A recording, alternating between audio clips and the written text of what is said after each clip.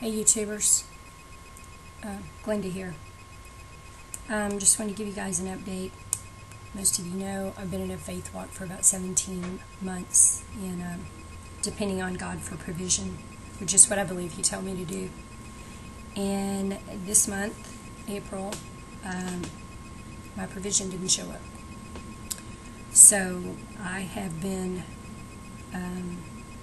diligently searching for some kind of work. I'm a petroleum landman by trade, but I'm looking just for any kind of work. And I may not be on here very much longer because, well, I don't know if I'm going to have a place to live very much longer. And I just wanted to say I've been kind of studying the book of Job.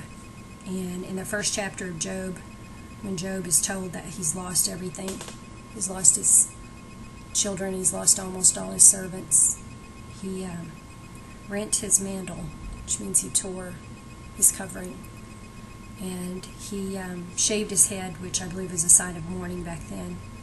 He fell upon the ground and he began to worship God and bless the name of the Lord. And you know, when everything's going good and we're sitting in the comfort of our homes and we have plenty of food on the table and, you know, all our payments are up to date, it's real easy to say, oh yeah, we do that too. I would worship God no matter what, you know, and all this. And how often, looking at the end times, have we looked up to heaven and said, Lord, I love you so much, I would give you anything.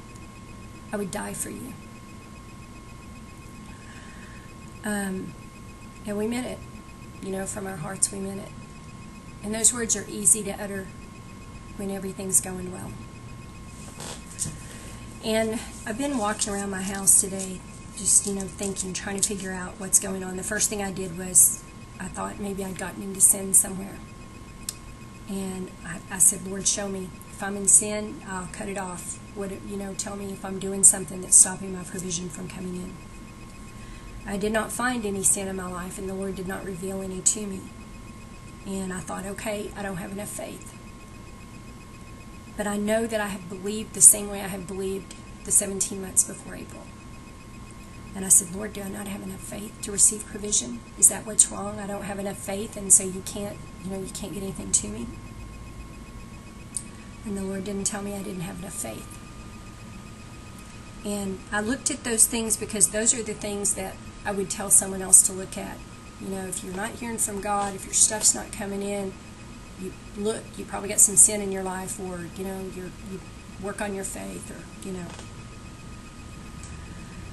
And I don't know why this is happening. I really believed from the bottom of my heart that if you walked a holy life and you really did your best to stay completely out of sin and repented and turned from any sin as soon as you knew you had any, that for the most part, you know, the really bad things wouldn't happen to you. And I was wrong about that. And I got to thinking, you know, because the Lord brought me to the area where I am just north of Dallas. I believe that He sent me here. I don't know all the reasons. And I just obeyed what I believed He told me and did it. I am not sure what to do. I don't really understand everything about what's going on. I actually don't understand any of what's going on. But I'm trying to work with God and not against Him. And, you know, it's easy to tell God that He's the Lord of your life when everything's going really well.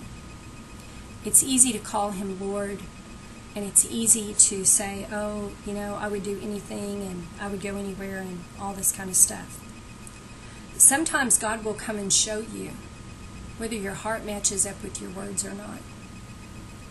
And I wonder if maybe this is one of those times. If maybe God, you know, He heard me when I said, Lord, I love you, I would give you anything. There's nothing I wouldn't give up for you. And I meant that when I said it. And I walked around my house today, and, you know, I don't own my own house. I never have. That's one of 2 dreams I long to fulfill before I die. And I don't have a lot of stuff. You know, I gave away 2/3 of what I did own when I left Oklahoma to come here and be obedient to what I believed he was telling me to do. But I have some keepsake items that I have treasured over the years and tried to hold on to that have very special memories attached to them. And those are the things that whenever I get a house, I'm always so happy to hang them up and to look at them every day, and they just bring me great joy. And I walked around my house and I thought, what if it was God's will to bring me here and for me to actually be required to lay everything down? I mean, to the point of becoming homeless, because that's what I'm facing. By the end of April, if something does not change, if provision does not come in, be in the street. I mean, I don't know any other way to put it, and I'm not asking for sympathy, I'm just stating the fact, is there's no place to go. I have a few family members, they're going through as hard of times, you know, they're the ones that are working are just pulling out of being out of work for almost as long as I have. And, you know, they can't help. They don't have it to help with. It's not that they don't want to, they don't have it. And there's no place to go. I mean, you know, all my people that have houses have people in their houses, as Joyce Meyer says. So I walked around my house and I looked at my stuff, you know, on the walls, the stuff that my keepsakes and, you know, my pictures of, you know, family that's passed on, and the things that I've tried so hard to hold on to over the years of traveling and moving and just trying to do what I felt like I was supposed to do. And as I looked at each thing, I looked at it and I thought, can I hand him this? Can I give him this? If he requires this of me, can I give him this?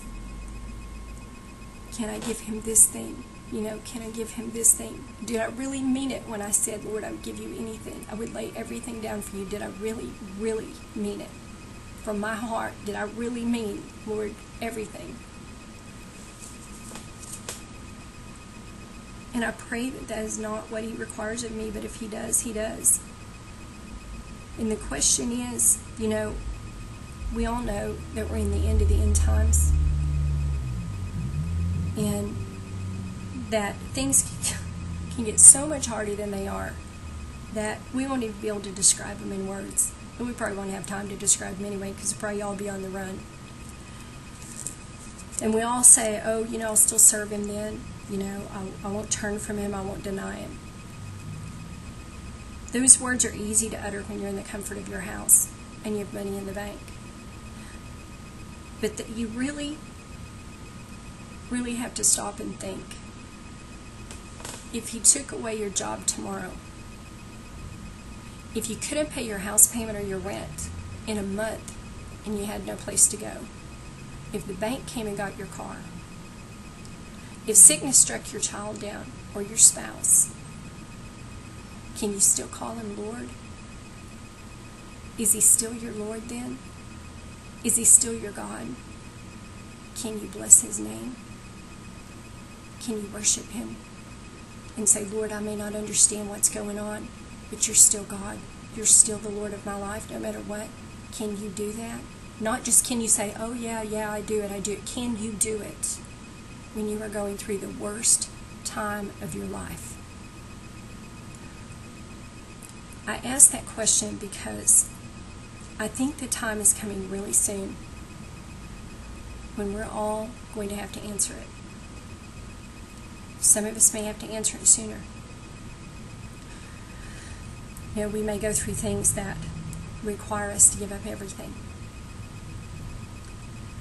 But I think at some point, all those who are called to the end times, we will have to answer it one way or another, by choice or involuntarily. And I just wanted to ask everybody, you know, stop and think about that in your heart. Is he really Lord? If he takes all your money tomorrow, is he still your Lord? If you don't have a comfortable house to live in and a comfortable bed to sleep in, is he still your Lord? if there's no protective